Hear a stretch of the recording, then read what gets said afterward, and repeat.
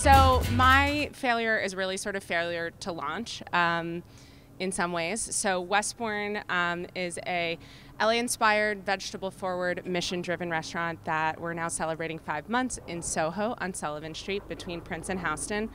So 1% of every single purchase top-line sales goes through the Robin Hood Foundation to a local grantee called The Door, which is a couple blocks from our location. And we're investing in and developing hospitality retraining for youth in our neighborhood, and then we hire from the program. So we're very, very proud of what we're doing. It's a very complex business model, hopefully one that we see as being really the future of hospitality and how we have to sort of change our internal systems and use hospitality to really support our greater society and job opportunities. But this isn't about the success, it's about the stories that are less told. So I guess what I learned the hard way is everything you are and can and say will likely be held against you. And what I say to our teams a lot in our performance reviews is more often than not, your greatest strength will definitely be your greatest weakness as well. So what do you need to start a restaurant? More than anything, you need a location. I come from a very long, complex background, both in food and hospitality and operations, but also real estate investing.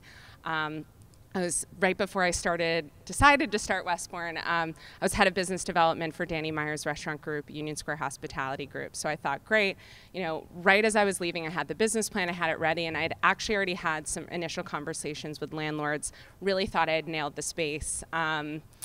That first location, about 2 months into negotiating, I did some legal diligence. I mean, thankfully in my old job, I know everything about projecting taxes and looking up easements and digging into city files. It's kind of sick how much you realize you don't know when you don't realize that you should be doing those things. And sure enough, there was a lifelong easement, no cancellation, no termination policy that they gave to the next door restaurant, which means there was a full fire egress that went straight through the space that could not be you could do nothing to it, and it was tied to the permitting for the next door space. So there went that for 2 months, and I thought, okay, it's gonna be a lot harder than I thought it was.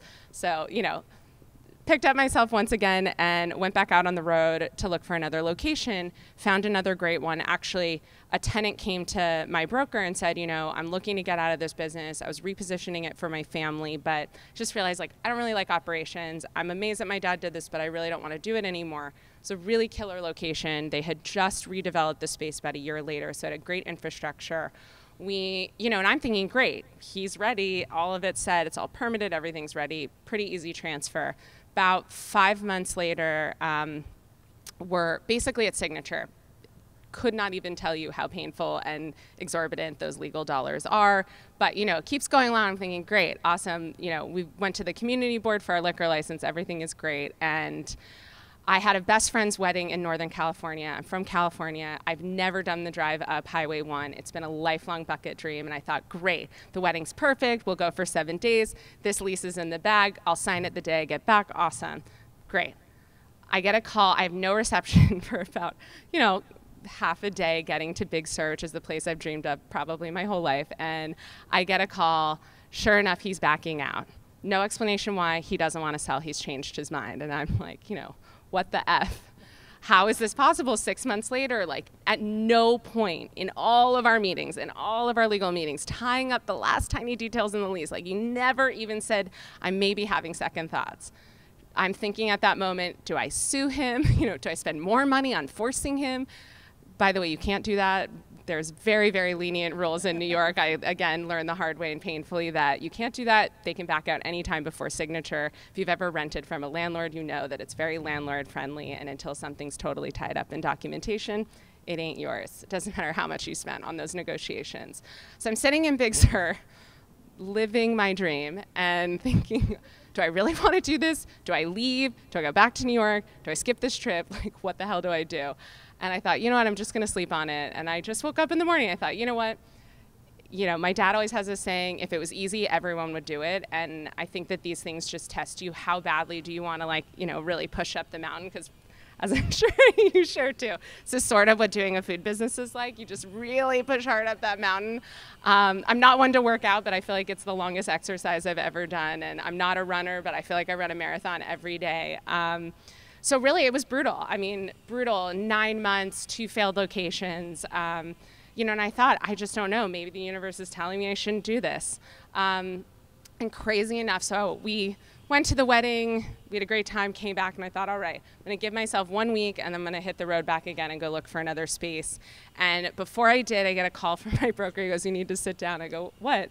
So the space you actually wanted at the start of this whole process, all of these shenanigans, sitting next to this random guy at a dinner party. He's literally calling me from the bathroom of this dinner party. He goes, this guy is a family friend of a tenant in a space you said you thought would come available, but I kept telling you it's not. It's a pretty new business. Sure enough, he's their secret broker, and they are in fact looking to get out of that lease. Are you ready to do this again? I go, great, let's do it. What do I got to lose? And crazy enough, that lease was signed in a month, and development took a lot shorter, and it ended up really all falling into place. Really crazy. So after almost a year of total failure, really, really painful legal costs, time, effort, and really thinking that your dream is almost within your grasp. I think it's those times when you kind of miss them that you are able to solidify whether it is really what you want to do. I'm both an entrepreneur, but I'm also a very active angel investor. And the number one question I ask every entrepreneur is, you're clearly talented, you're clearly passionate, and you're probably crazy. So you could be putting all of those efforts, all of that energy, all of those talents into something else, something that might seem a lot easier and maybe is more obviously successful off the bat. Why are you doing this? Why is this the thing that you are meant to do and you are meant to commit yourself to? So to me, failure is the point where you have to decide, is this really what I want to do? Is this really what I want to do? And getting over that hurdle, I think, is what just continues to push you forward. So thanks for having me.